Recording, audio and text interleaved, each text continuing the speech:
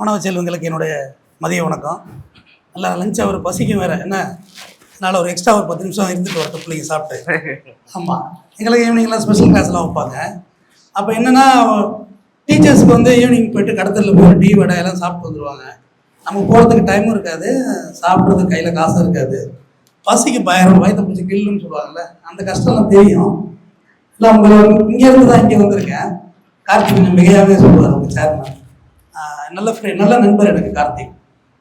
நல்லா ஹியூமானிட்டியோட பழகுவார், எனக்கு ரொம்ப பிடிக்கும். அது மூலயமா தான் அவங்க வீட்டுக்கெல்லாம் நம்ம ஒரு தத்துக்குள்ள மாரி போய் வர்றது உண்டு.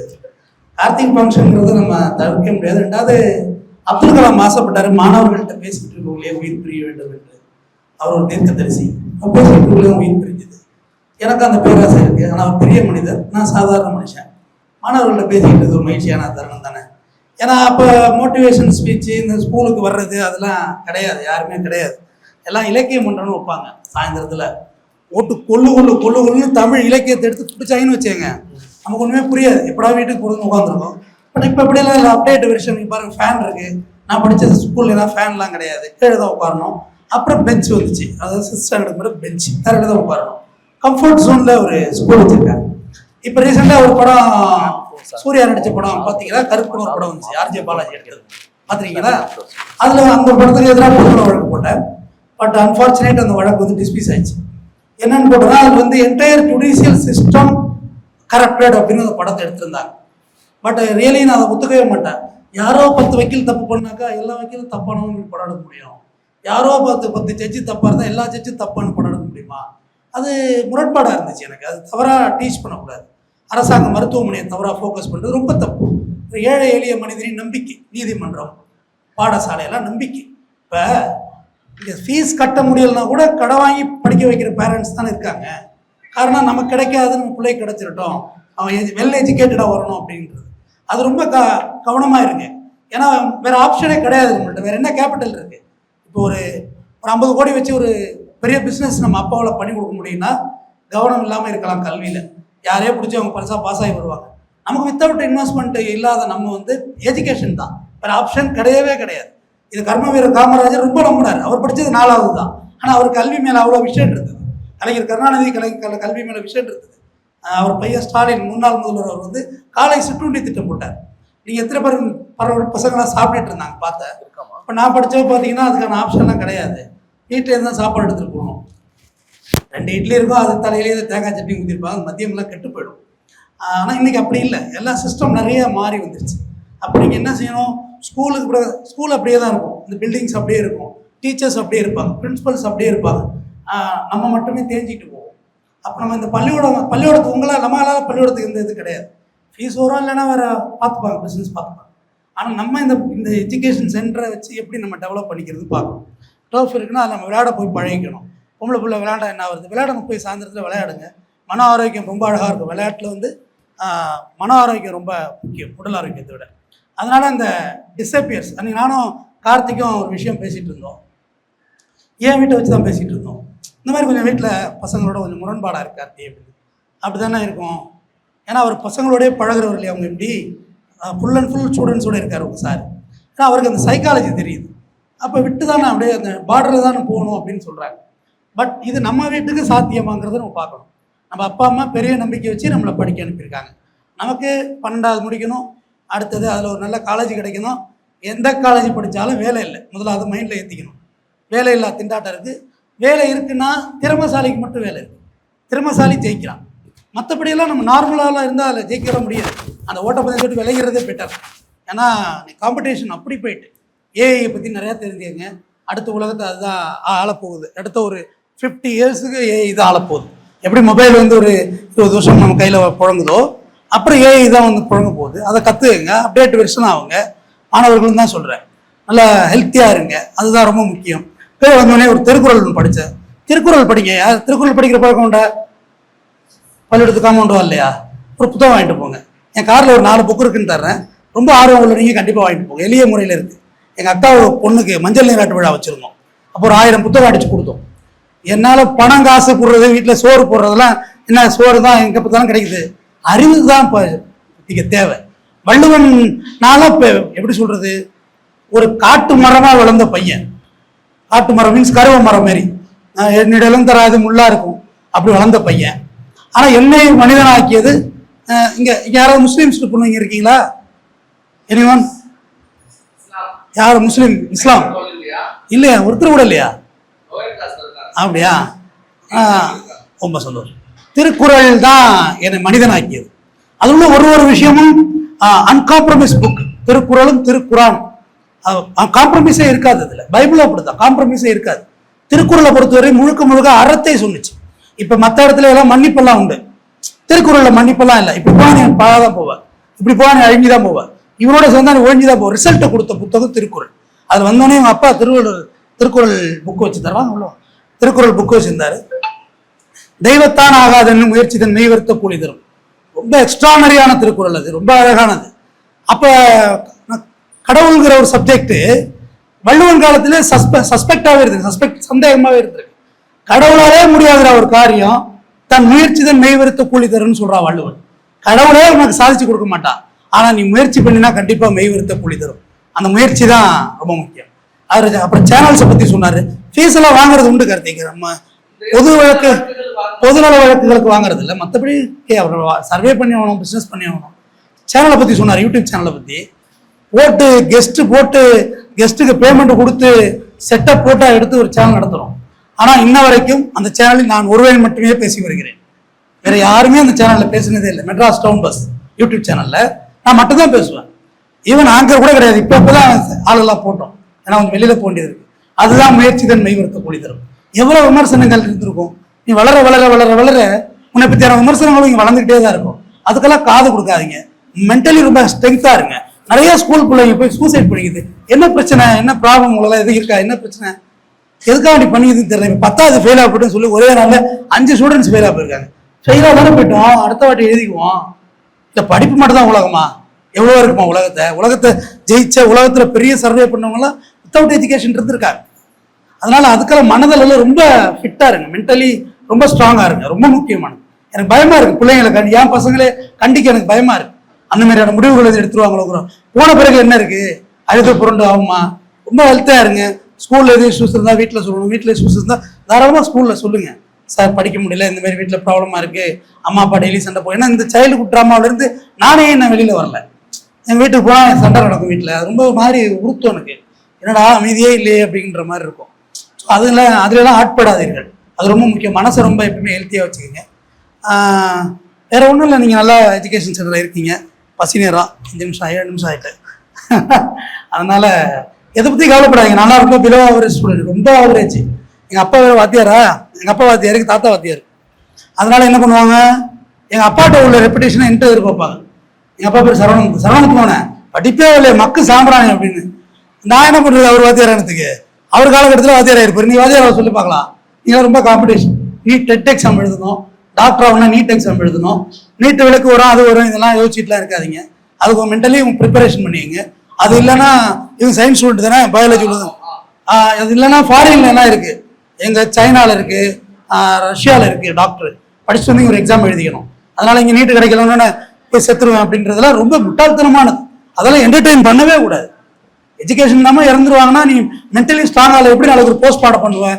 ஒரு டாக்டர்னா ஒரு உடம்பு அறுத்து உடற்கூறாய்வு அட்டாப்சி பண்ணணும். அதுக்கு ரொம்ப மென்டலி ஸ்ட்ராங்கா இருக்கணும்ல. அப்படி இப்படி நீட்டுக்கு தயாராகல நான் இறந்துருவேன்னா அது எப்படி? எனக்கு அதுதான் பயமா இருக்கு. உங்கள்கிட்ட பேசுறதுனால பயமே அதுதான். உங்களுடைய கல்வி முக்கியம்தான், ஆனா கல்வி தான் உங்க வாழ்க்கைன்னு நினைச்சு பயந்துராது. வேலை போனா திருப்பி எழுதிக்கலாம்னு நினைக்க தன்னம்பிக்கையோட இருங்க. ரொம்ப ஆவரேஜ் ஸ்டூடெண்ட்ஸ் நல்லா என்னால ஃபெயிலா போவேன்னு நான் பாஸ் ஆனதுக்கு தான் எங்க வீட்டில் யாரும் ஹார்ட் அட்டாக் வந்திருக்கோம். இவெல்லாம் பாஸ் ஆயிட்டானா அப்படின்னு. அதனால ஒன்றும் பயப்படாதீங்க, கூலா சில்லா இருங்க. இவ்வளோ ஆர்டிசம் உள்ளவங்கலாம் பெரிய லெவலில் ஜெயிச்சிருக்காங்க. நம்மளை சுற்றி வளர வளர விமர்சனங்கள் சொன்னோம் இல்லையா, நீ எவ்வளோ ஹைட்டாக போறீங்களோ அவ்வளோ அளவுக்கு எதிரிகள் வந்துக்கிட்டே தான் இருப்பாங்க, சூழ்ந்துக்கிட்டே தான் இருப்பாங்க. அதுக்கெல்லாம் பதிலளிக்க முடியாது. இந்த கமெண்ட் பாக்ஸ்ன்னு சொல்லுவாங்க யூடியூப்ல, எப்பா திறந்தோம்னா 3 தலைமுறைக்கு திருப்பி திட்டுவாங்க. கூலிங் கிளாஸை கேட்ட மாட்டேடாம ஒருத்தன் நமக்கு கண்ணு பிரச்சனை இருக்குன்னு போட்டிருக்கோம். நமக்கு எது கன்வீனியன்ட் சொன்னோம், கம்ஃபர்ட் சொன்னோம், அதுதான் நம்ம பார்க்கணும். அதனால விமர்சனங்களுக்கெல்லாம் பயப்படாதீங்க. நல்லா முடிஞ்ச அளவு படிங்க, மனசு ரொம்ப ஹெல்த்தியாக வச்சுங்க, நல்லா சாப்பிடுங்க. ஒரு இப்போ நீங்கள் 11th 12th ஸ்டூடெண்ட்ஸ், அது 10 11 நீங்கள் பார்த்தா 6வது படிக்கிற மாதிரி இருக்கீங்க. ஏன் சாப்பிட்றது நல்லா சாப்பிட்றது தானே. இவ்வளோ ஒரு ஹெல்த் இல்லாத மாதிரி இருக்கீங்க. ஹெல்த்தாக கூட இருக்கலாம், ஆனால் ரொம்ப வீக்காக இருக்கீங்க. முன்ன மாதிரிலாம் சாப்பாடெல்லாம் கிடையாது. நாங்கள் படித்தப்ப எப்போயாவது இந்த ஆட்டுக்கறிலாம் சொல்கிறாங்க, ரெட் மீட், அது பார்த்தீங்கன்னா கோயிலில் யாராவது வெட்டினா கறி கொடுப்பாங்க ஒரு 1/2 கிலோ. அதை எடுத்துகிட்டு வந்தால் அத்தனை பேர் சாப்பிடணும். பலாக்கொட்டையெல்லாம் வெட்டி அதில் போடுவாங்க, உருளைக்கிழங்கு வெட்டி போடுவாங்க, எல்லாரும் கொஞ்சம் குழம்பு ஊற்றணும்ல. ஆனால் இன்னைக்கு அப்படி இல்லையே. வீக்லி 3 times நான்வெஜ் எடுக்கிறாங்க, ஃபிஷ்ஷு ஆக்சஸாக கிடைக்குது. அது ஆஃப்டர் கோவிட் எல்லாருமே நல்லா சாப்பிட்றாங்க. ஸோ நீங்கள் நல்லா சாப்பிடுங்க, ப்ரோட்டீன் நிறையா சாப்பிடுங்க, எக்கு சாப்பிடுங்க. பொம்பளை பிள்ளைய வேற இருக்கீங்க, நிறைய சாப்பிடுங்க. உங்களையும் தான் நல்லா சாப்பிடுங்க, ஆரோக்கியமாக இருங்க. வேற என்ன ஒன்றும் சொல்கிறதுக்குலாம் ஒன்றும் இல்லை. லஞ்ச் டைமு போய் சாப்பிடுங்க. அடுத்த ஒரு நல்ல சந்தர்ப்பத்தில் சந்திப்போம். நன்றி.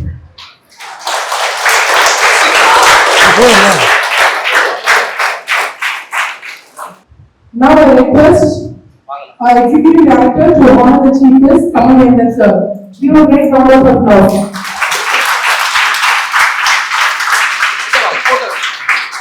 என் பக்கத்துல வாங்க. அதான் கும்பலா இருக்கும் பாரு. கிட்ட வாங்க. நன்றி.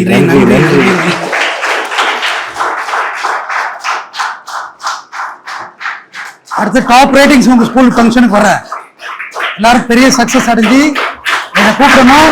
நான் கண்டிப்பாக வருவேன். அத்தனை பேரும்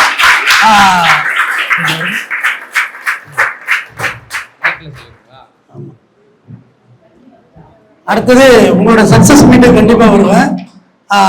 நீங்கள் எல்லாருமே பெரிய வெற்றி அடைவீங்க, மனமாற வாழ்த்துறேன். நீங்கள் கவலைப்படாதீங்க, எதுக்கும் ஹோப்பாக இருங்க.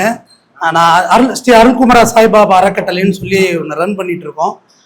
வித்தவுட் பேமெண்ட் எதுவும் மக்கள்கிட்ட வாங்காமல் நீங்கள் 12th முடிச்சுட்டு உங்கள் ஹையர் எஜுகேஷனுக்கு என்ன சப்போர்ட்டோ அதை உங்கள்கிட்ட காசு வாங்காமல் நாங்கள் சப்போர்ட் பண்ணுறோம். நான் மேமும் அதை அவங்களும் ஒன் ஆஃப் தி டைரக்டர். அதில் வெளிநாடுகளுக்கு கூட கண்டிப்பாக அனுப்பிச்சி வைப்போம். ஹெல்த்தியாக இருங்க, எதுக்கும் கவலைப்படாதீங்க. எல்லோரும் இருப்போம். நீங்கள் மிஸ் ஆகாது.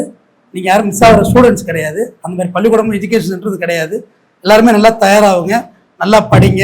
படித்தது ஒரு முறைக்கு 2 முறை வாசிக்க பழக்கம் நிறைய வளர்த்துக்குங்க. வாசிங்க, படிச்சுக்கிட்டே இருக்கும். ரீட். அது ஒரு கட்டத்தில் அந்த வெற்றியை கொண்டாந்து அடையும். அந்த வெற்றி விழாவுக்கு உங்கள் தாளாளர் அழைப்பின் பேரில் கண்டிப்பாக நான் வருவேன். பேசலாம். நான் ஒன் ஆஃப் தி டைரக்டர். அவங்க ஒரு 2 minutes பேசுங்க. வாங்க, பரவாயில்ல, வாங்க, இங்கே வாங்க, கம்மியாக இருக்கீங்க, வாங்க. அவங்க நான் பயங்கரமாக பேசுவாங்க, என்னை விட பயங்கரமாக கிளாஸ் எடுத்துருவாங்க உங்களை எல்லாம் வச்சு. எனக்கு பசியோடு இருக்கீங்க தான் எனக்கு கவலையை பசியோடு இருக்கீங்கிறது தான் வேற எனக்கு வருத்தம், வேற ஒன்றும் இல்லை. ஒரே ஒரு முறை வாய்ப்பு இருந்தால் மைசூர் உங்கள் ஸ்தாலாளர்கிட்டே சொல்கிறேன், ஒரு டூர் ஒன்று கான்டெஸ்ட் பண்ண சொல்கிறேன். அங்கே ஒரு வால் இருக்குது மைசூர் அரண்மனையில். அந்த வால் அசைக்க முடியாது, அந்த வாழை தூக்கிறதுக்கு முடியல. எனக்கு நானே பாடி பில்டர் ஜிம்மெல்லாம் உள்ளவன் தான், பட் அந்த வாழை தூக்க முடியல. ஆனால் அந்த வாழை எடுத்து அன்னைக்கு மன்னன் சண்டையிட்டு இருக்கான். அந்த வாழை எடுத்து வாள் வீசி சண்டையிட்டு இருக்கான் மன்னன். ராவணன் தெரியுமா, ராமாயணம் ராவணன்.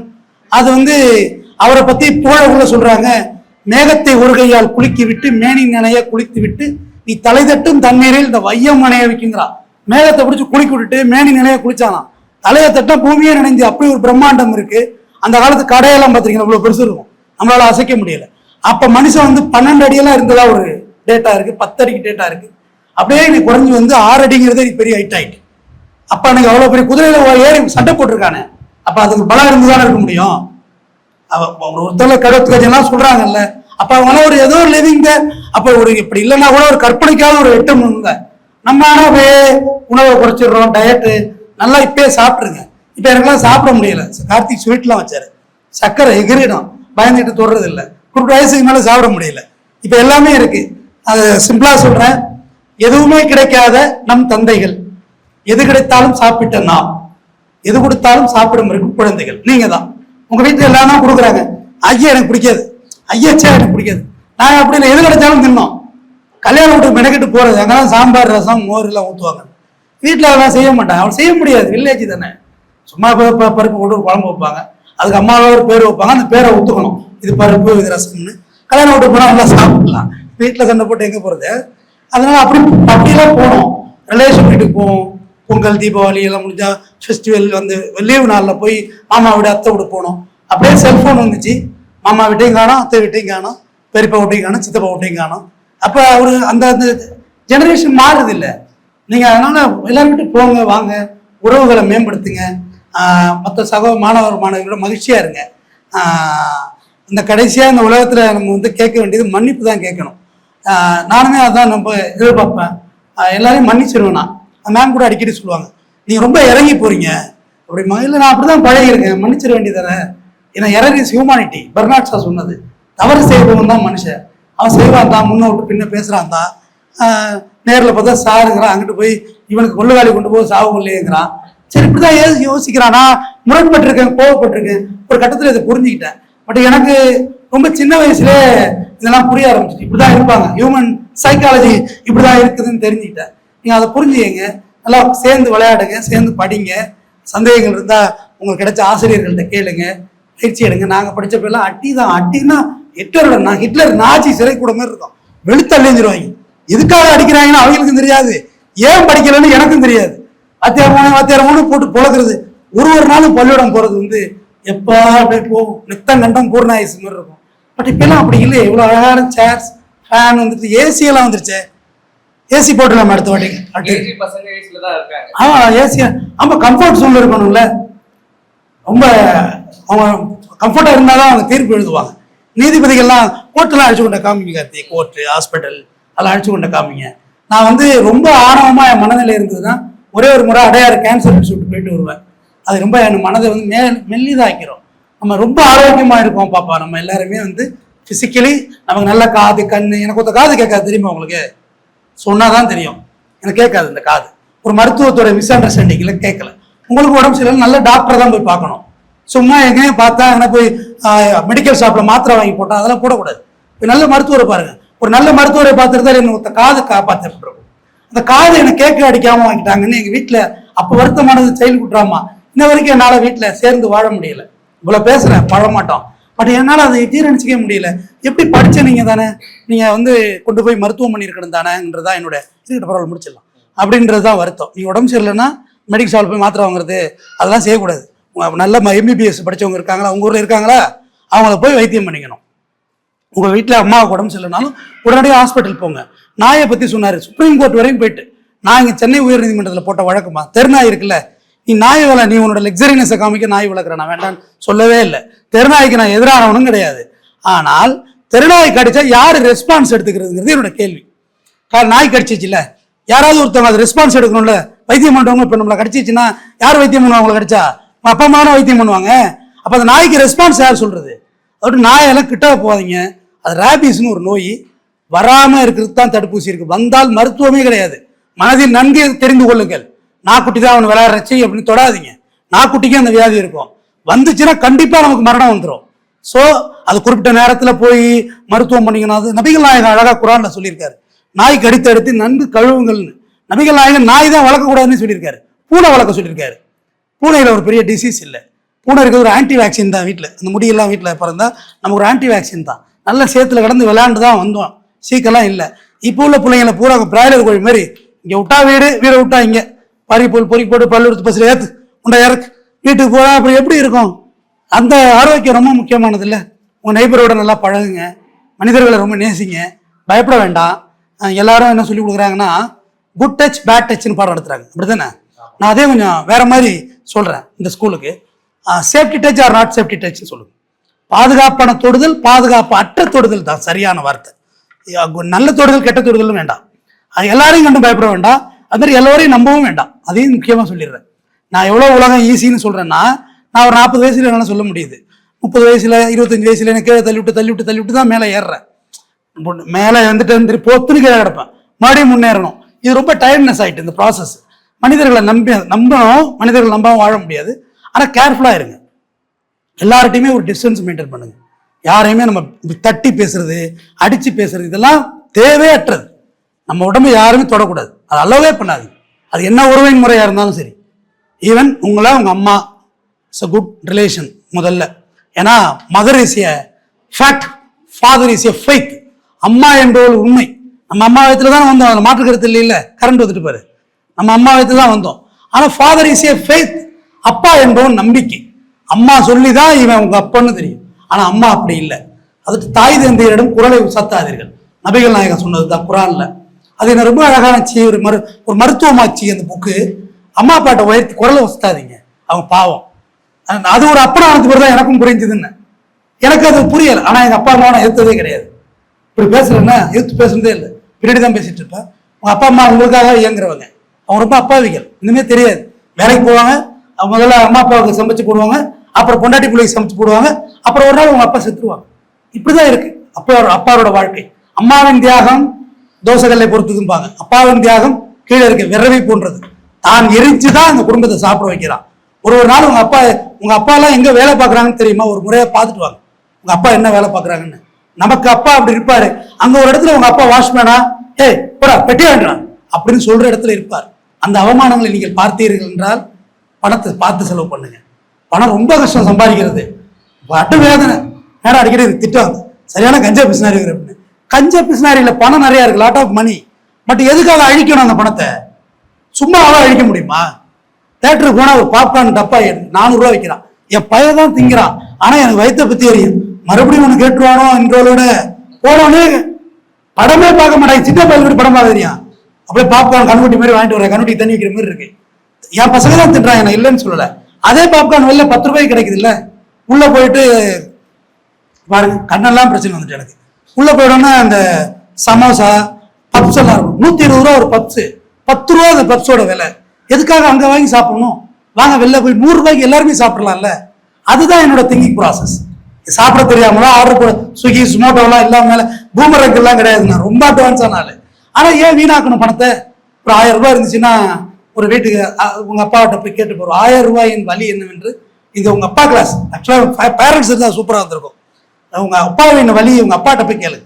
நீங்க எவ்வளவு பணக்கார வீட்டுக்குள்ள இருந்தாலும் சரி, அப்ப ஒரு 1000 ரூபாய் என்னப்பா இதை சம்பாதிக்க நீ என்ன பண்ணுவேன்னா அவர் சொல்லுவார், இத்தனை மூட்டை தூக்குனேன், இல்ல ஒரு இத்தனை மணி நேரம் ஓவர் டைம் பார்த்தேன் அப்படிங்கிறத சொல்லுவாங்க. ஆனா 1000 ரூபாய் என்பது உங்களுக்கு ஒரு சினிமா. எவ்வளவு கொடுமையா இருக்கு, எவ்வளவு வேதனையா இருக்கு. ஆயுதந்தையர் குரலை சொல்ல போனா இறுதியா சொல்லி முடிச்சிடுறேன். இந்த மகாபாரதம் இதெல்லாம் புனைக்கதைகள்லாம் சொல்லி கதை கட்டிட்டாங்க. அப்பெல்லாம் இல்லை, எல்லாமே படிச்சு தெரிஞ்சு படிக்க முடியுமா? நீ மகாபாரதத்தை நான் சொல்றேன், எந்த பேஜ்ல இருந்து வேணும் நான் சொல்றேன். அது எப்படி படிக்க கூடாது சொல்ல ஒரு புக்கு? அதுல வந்து காந்தாரி தானே மேடம்,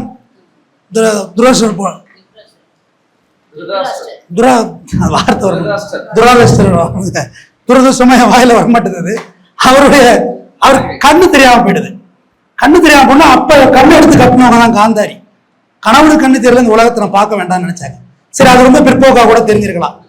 அப்படியே போர் நடக்குது, பாரத போர். அதெல்லாம் படிச்சீங்களா, பாத்தீங்களா? இதெல்லாம் ஒரு கிளாஸ் எடுங்க கார்த்தி.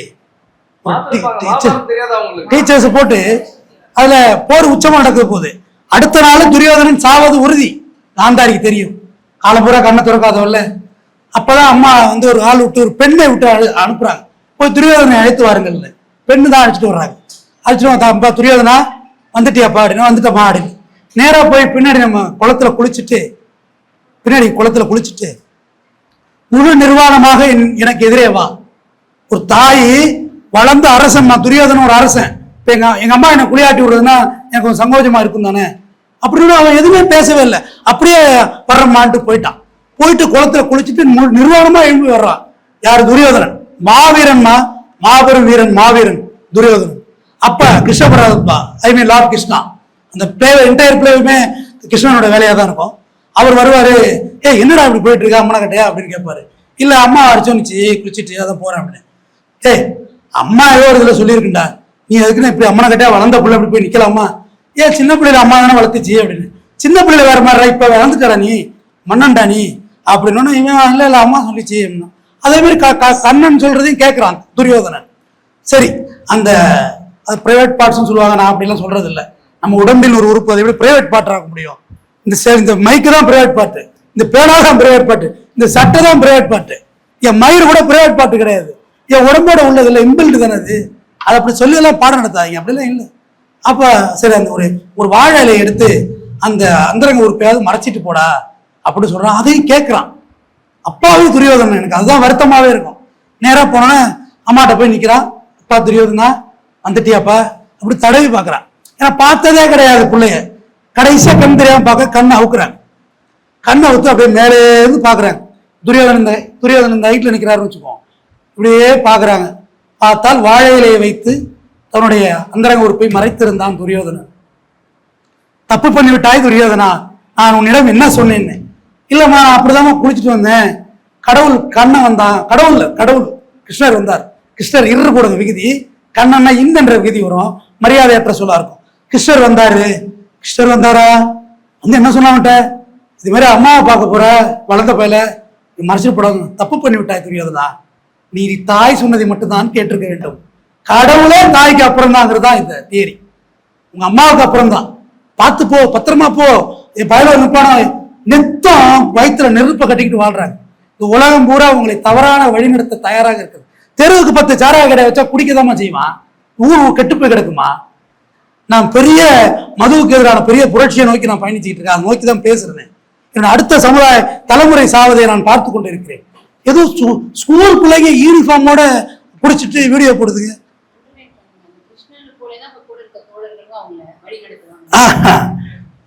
செம லாஜிக்.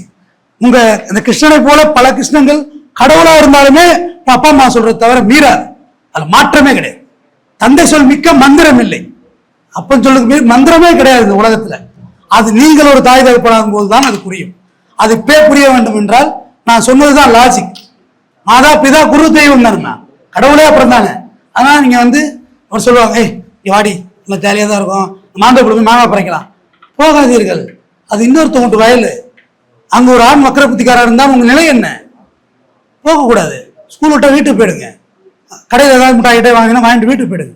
அங்கே நிற்கிறது இங்கே நிற்கிறது, மாந்தோப்பு போகிறது தென்னந்தோப்பு போகிறது எங்கேயுமே இங்கே பாதுகாப்பு இல்லை, இங்கே எங்கேயுமே கம்ஃபர்ட் ஜோன்ல. ஆனால் நீங்கள் இருக்கும் இடத்தை வைத்து அது உறுதியாகுங்கிறது நான் நம்புறேன். இப்போ கோவையில் ஒரு ரேப் சம்பவம் நீங்க பார்த்துருப்பீங்க பேப்பர்ல எல்லாம். அது எப்படி நடக்குது அந்த குற்றங்கள் நீங்க நிறைய பாருங்க. அது நம்மளை பாதுகாக்கும், சேஃப்டியை பண்ணணும் நம்மள. அது வந்து நீ போனது படிக்க, எங்க இருந்து சிவகங்கையிலிருந்து கோயம்புத்தூர் உங்க அப்பா அம்மா படிக்க அனுப்பியிருக்காங்க. நீ விடிய காலம் 3 மணிக்கு ஏர்போர்ட்டுக்கு பின்னாடி உள்ள இருட்டான பகுதியில உன் ஆண் நண்பரோடு கார்ல இருக்க, தனிமையில இருக்கன்னா அங்க தவறுகள் நடக்கதான் செய்யும். பாம்பு இருக்கிற இடத்துல போய் பாம்பு கிடக்கணும், பாம்பு கிடக்கதான் செய்யும். அதுவல்ல உங்களோட வேலை. இதை முடிச்சீங்கன்னா வீட்டுக்கு போங்க. அதுக்கு ஒரு வயசு இருக்கு. பெண்களுக்கு என்ன பொறுத்தவரை வயசே இல்லைங்கிறதா கருத்து. இங்க யாருக்குமே பாதுகாப்பு இல்லை பாப்பா. முதல் விஷயம், பெண் குழந்தைகளை வந்து பெற்றவங்க பாடு ரொம்ப படாத பாடா இருக்கு. எவனை நம்பி கடைசா ஒருத்தனை கட்டி கொடுத்தா அவன் பெரிய குடியாளர்களா இருக்கான், 1 மாசத்துல வாழா வெட்டி அனுப்பி விடுறான். என்ன பண்ண முடியும்? இந்த பிள்ளைங்களை எப்படி சர்வே பண்றது? ஆண் பிள்ளைகள் அவனை பரிதாபத்துக்குரியவர்கள், வேலை செஞ்சே ஓடா தேஞ்சு போகணும். அது நீங்க உழைச்சி ஒரு 100 ரூபாய் சம்பாதிக்க கூட தான் உங்க அப்பாவின் வேர்வைக்கு அர்த்தம் தெரியும். உங்க அப்பா உழைச்சிட்டு வர்றாருன்னா இப்ப தண்ணி மாடு அப்படி சொல்லாதீர்கள், நீங்களும் சொல்லுங்க. இவங்களுக்கு இவங்க கிட்ட வந்துட்டு இங்க பாக்குறப்பா சென்டரா போட்டு வந்துருக்காங்க. நீங்க உங்க அப்பா வர்றாருன்னா, அப்பா உட்காருங்கப்பா, துண்டு எடுத்து வரவா, குளிக்கிறீங்களா, சாப்பிடுறீங்களாப்பா, போட்டு வரவா, தண்ணி குடிக்கிறீங்களா அப்படின்னு உங்க அப்பாவை கவனிங்க. உங்க அம்மா தானே காலம்பூரா அடிப்படையில கிடந்த அவியரா, நெருப்பாய் புகையிறாள் தாய், கரெக்ட் தானே? நெருப்போட எறிகிறான். அம்மாவுக்கு ஒரு நாள் சமைச்சு கொடுங்க. அம்மா ரெஸ்ட் எடுக்க வச்சு, நீங்க பசங்க எல்லாம் பாத்திரம் விலைக்கு கூட அம்மாவுக்கு, இதெல்லாம் நான் செய்தவன். பாத்திரம் விலைக்கு கொடுங்க. ரொம்ப எச்சி தட்டை போய் வளர்க்குறாங்கல்ல. நம்ம சாப்பிட்ட சாப்பாடு தான் தம்பி, 1/2 மணி நேரம் கழிச்சு தட்டை துறது அருவருப்பா இருக்குல்ல. மதிய இடத்துல சாப்பிட்டா டிஃபன் பாக்ஸ்ல அலசி பத்திரமா வைங்க, பொறுப்புடன் இருங்கள். ஏன்னா இந்த உலகம் நீங்க நினைக்கிற மாதிரி ஈஸி கிடையாது. இந்த வெயில் மாதிரி, இந்த வெயில்ல இப்ப நீங்க எல்லாம் அங்கே தானே வந்தீங்க, என் வெயில என்ன சங்கடமா இருக்கு, ஊராவட்டு பிள்ளை எல்லாம் வெயில் அடிக்குதுன்னு சிவாங்க முதல்ல மேல அனுப்பிவிடும்னு சொல்லி. இதுதான் ஒரு தகப்பனின் நிலை. தினமும் சாலை போடுவோராகவும், ரோட்டில் மாங்காய் தேங்காய் விற்கிறவராகவும், இரும்பு விற்கிறவங்களாகவும் வாழணும். இதுதான் நிலை. இது எப்படி சொல்றது, உங்களுக்கு நான் டவுன் பர்சனுக்கு பேர் வச்சேன்ல யூடியூப் சேனலுக்கு, நான் மெட்ராஸ் போய் வக்கீலெல்லாம் சம்பாதிக்கவே இல்லை. ஆரம்பத்தில் பெரிய வறுமை தான், வீட்டுல இருந்து காசு வாங்கிக்கல. நான் பெரிய செல்வந்திரட்டு பிள்ளை, அதையும் சொல்லிடுறேன். நான் நல்ல வசதியான பணக்கார விட்டு பிள்ளை, ஆனா எங்க வீட்டுல இருந்து காசு வாங்கிக்கல. எங்க அப்பாட்டே நான் மோட்டிவேட் ஆனேன், கேட்ஸ் ஆனேன், நானே சம்பாரிச்சிடறேன் பார்த்துருவோம்னு சொல்லி சம்பாரிச்சு இடங்கள்லாம் இப்பதான் வாங்க ஆரம்பிச்சேன். அது இப்பதான் அவர் மகிழ்ச்சி அடைகிறார். அவரு என் பையன்ட்ட சொல்லி, என்ன எங்க அப்பாவுக்கு பிடிக்காது, அதே தான் எனக்கும். ஆனா அவரு என் பையன்ட்ட சொல்லிருக்காரு, உன் அப்பா ரொம்ப கஷ்டப்படுறான்டா அவன் குடும்பத்தை காப்பாத்த, அவனை எதிர்த்து பேசுறாதீங்க, அவன் உங்களை குளிர் வைக்கிறதுக்கு ஏசி அவுட்டோர் பத்திரிக்கா வெளில கிடந்து கதன்னு வெயில்ல கிடக்கும், உள்ளுக்குள்ள சில்லுன்னு இருக்கா இண்டோரு. அது மாதிரிதான் தாய் தந்தையர்கள் வெளில கஷ்டப்படுறாங்க நம்ம நல்லா இருக்கிறதுக்கு. அதே மாதிரி அவர் பதிவு பண்ணியிருக்காரு அந்த விஷயத்த. நான் சென்னை போய் ஒரு பண தேவை இருக்கும், இரவு 7 மணிக்கு லாரி ஓட்ட போவேன், உப்ப லாரி தண்ணி லாரி ஓட்ட போவேன். காலையில வர்றதே 4:30 மணிக்கு வருவேன். அதுக்கு பிறகு தூங்கிட்டு எழுந்து கோட்டு போடணும். இப்படி சர்வே பண்ணி பண்ணி பண்ணி பண்ணி ஒரு 3000 வாடகையிலேருந்து ஒரு 6000 வாடகை, ஒரு 6000 வாடகையிலேருந்து ஒரு 15,000 வாடகை, ஒரு 15,000 வாடகையிலேருந்து அப்படியே சொந்த வீடு. இதை நோக்கி என்னோட பயணங்கள் இருந்துச்சு. நான் ரொம்ப ரொம்ப ரொம்ப எளிய மனிதர்களோட எளிமையாக பழகிடுவேன். அது காரணம் நானே எளிய மனுஷன் தான். அதனால தான் டவுன் பஸ்ன்னு வச்சேன். டவுன் பஸ் அப்படின்னு வச்சேன். நான் எல்லா வேலையும் நான் வந்து இந்த உலகத்தில் பிழைப்பதற்கு தகுதியாக இருக்கேன். நான் அவ்வளோ துரோகங்களை பார்த்தவன். அதுக்கு நீங்கள் பார்த்து பட்டு தான் தெரிஞ்சுக்கணும்னா ரொம்ப பெரிய விலை கொடுத்துருவீங்க. அதை தொட்டு யாரா இருக்கட்டும், யாரா வேணுமோ இருக்கட்டும், வந்து உங்களிடம் பேசுவதையோ உங்களோட சேட்டிங் பண்ணுறது. இப்போ ஒரு புழப்பா போச்சு இந்த புள்ள பாவம், மொபைலை வச்சு இல்லாமலும் வாழ முடியல. சேட்டிங் பண்ணுறது இதெல்லாம் பண்ணாதீங்க. அது நம்மளை சீர்கெட்டு கொண்டு விட்டு போயிடும், தறிகெட்டு போயிடும். நம்ம ஒரு டிசிப்ளின், நமக்குள்ள ஒரு கோடு இருக்கணும். நமக்கு ஒரு மேரேஜ் லைஃப் ஒன்று செட் ஆகும். அது அப்போ பார்த்துக்கலாம். இப்போதைக்கு அது வயசு இல்லை. இப்போதைக்கு அது வயசு இல்லை. 12th படிக்கணும், நல்லா ஸ்கோர் பண்ணணும். நீ என்ன படித்தாலும் வேலையும் கிடைக்க மாட்டேன்னு சொல்கிறேன். அப்போ நம்மளோட தனித்திறமையை வளர்த்துக்கணும்ல, உங்களுக்குள்ள ஆற்றலை வளர்த்துக்கணும். இப்போ எது சொன்னாலுமே என் பையனே இருக்கட்டுமே, அப்பா உங்களுக்கு தெரியாது, ஜெமினியை பற்றி உங்களுக்கு தெரியாது, ஏஐயை பற்றி தெரியாதுப்பா. தந்தையை முட்டாளாக நினைக்கும் வயது இது. தெரியாமலாம் இல்லைம்மா, அந்த உலகத்தெல்லாம் சுற்றியே வர்றேன். ஆனால் இந்த வயசு தாய் தந்தையரே முட்டாளாக நினைக்கும். மிஸ் அவ வந்துட்டாள காலங்கத்தால, ஐயோ ஒழுங்காளி கொண்டு போய் நீ வரலி கணக்கு வெளியில எழுதலையேன்னு திட்டிகிட்டு இருப்போம். நான் திட்டிருக்கேன். ஆனால் அவங்க ஏற்றி விட்ட ஏணி அப்படியே கிடக்கு, அடுத்தடுத்த புள்ளையில ஏற்றி கிடக்கு. என் டீச்சர்ஸ் எல்லாம் என்னை பார்த்தாக்க சேலன் பண்ணு, என் டீச்சர்ஸ் எல்லாம் என்னை பார்த்தாக்க என்னை சார்னு அழைக்கிறாங்க. எனக்கு வந்து சங்கடமா இருக்கு சார், என்ன சார் உங்கள்கிட்ட அடி வாங்கி கிடந்த பையன், இல்லை நீங்கள் எங்கேயோ வளர்ந்து போயிட்டீங்க வக்கீல் சார் அப்படின்னு பாங்க. அவங்க வீட்டு ஃபங்க்ஷனுக்கே நான் சீஃப் கெஸ்ட்டாக போகிறேன். நான் படித்த பள்ளிக்கூடத்துக்கு சீஃப் கெஸ்ட்டாக போனேன். இதை விட என்ன வேணும் பெருமை? இதை விட வேற என்ன வேணும்? அதுக்கு ஒரு வயசு எடுத்திருக்கு. நாளைக்கே நீங்கள் சீஃப் கெஸ்ட்டாக வர முடியுமா? இந்த பள்ளிக்கூடத்துக்கு நீங்கள் சீஃப் கெஸ்ட்டாக வரணும்னு நினைங்க. அது குறைந்தபட்சம் ஒரு விஓ இருந்தாலும் கூப்பிடுங்க. கருத்து விஓங்கிறது ஒரு குறைந்தபட்ச அதிகாரம். நீயா நானும் முடிச்சிடலாம். இவ்வளோ ரொம்ப நேரம் ஆயிடுச்சு. ஏற்கனவே 10 நிமிஷம் கொஞ்சமாக பேசிட்டேன்னு ஃபீல் பண்ணாரு. நானே இப்போ நிறைய பேசிட்டேன். நீயா நானா ஒரு டாக் ஷோட ஒரு பையன் வந்துருந்தாமா. டாக் ஷோ பார்ப்பீங்க, நீயா நானா கோபிநாத் நடத்துவார்ல, நல்ல அறிவார்ந்த நிகழ்ச்சி அது, பார்க்கலாம். அவர்கிட்ட நீ என்ன ஆகணும்னு கேட்டாங்க. அந்த பையன் சொன்னா விஓ ஆகணும், விஓ வில்லேஜ் அட்மினிஸ்ட்ரேட்டிவ் ஆஃபீஸர், கிராம நிர்வாக அலுவலர் தமிழ்ல. விஓ ஆகணும். ஏன் அப்படின்னு கேட்டான். எங்க அப்பா செத்துட்டாரு. செத்துட்டாரா? ஆமா. 2 வருஷமா டெத் சர்டிஃபிகேட்டுக்கு நான் அலையிறேன், அது இன்னும் எனக்கு கிடைக்கவே இல்லை. நான் விஓ ஆகி யாரும் அந்த மாதிரி அலையக்கூடாது அப்படின்னு இந்த பையன் சொன்னான். எவ்வளவு வலி நிறைந்த வார்த்தைகள் யோசிச்சு பாரு. இவ்வளவு வலி இருந்திருக்கு. நம்ம அப்பா செத்து சான்று வாங்க முடியாம அலையிறேன். அதனால உங்களுக்கு குறைந்தபட்சம் நான் விஓ ஆகணும், நான் ஒரு தாசில்தார் ஆகணும், நான் ரெவென்யூ இன்ஸ்பெக்டர் ஆகணும், இப்படி பிளான் பண்ணுங்க. யாரை போய் கேட்டாலும் நான் ஒரு டீச்சர் ஆகிடணும், ஆகப்பெரிய ஜோம்பேறியா வருது. நீங்க வழி வைக்கிறீங்க. எங்க அப்பா வாத்தியாரு, தாத்தா வாத்தியாரு, எங்க அக்காலாம் வாத்தியாரு, அதையும் சொல்லிடுறேன். அது 5 மணி நேரம் வேலை, ரொம்ப சேஃப்டியா வாழலாம்னு பாக்குறீங்க. அதிகாரமே இதுல கிடையாது. ஒரு தாசில்தாரா இருந்தா ஒரு அதிகாரம், ஒரு பட்டா இல்லாம ஒருத்தர் புறம்போக்கறதுல இருப்பான், அங்கேயும் நிறுத்தி நீ பட்டா போட்டு கொடுக்கலாம. அந்த பச்சை இங்கு உடனே பட்டா போட்டு கொடுக்கும். ஒரு விஓ உடனே ஒரு கிராம வரி ரசீது போட்டு கொடுக்கலாம். அந்த மாதிரி அதிகாரத்துக்கு போங்க. அதுதான் உங்களுக்கு பாதுகாப்பும் கூட. உங்களோட மெஷர்மெண்ட் எதுல இருக்கணும்? 10th 10th qualification is more then enough. 12th படிச்சு எக்ஸாம் எழுதுங்க. டிஎன்பிஎஸ்சி எக்ஸாம் பத்திலாம் உங்க எம்டிகிட்ட கேளுங்க, அவர் நிறைய தெரியும் விஷயம், அதெல்லாம் சொல்லிக் கொடுப்பாரு. அதுலேருந்து டெவலப் ஆகுங்க. உங்களுடைய பசியான நேரத்தை என்னிட பகிர்ந்துக்கிட்டதுல நானும் பசி, எனக்கும் டயபெட்டிக் இருக்கு மாதிரி கேராகுது, எனக்கும் பசி இருந்துச்சு.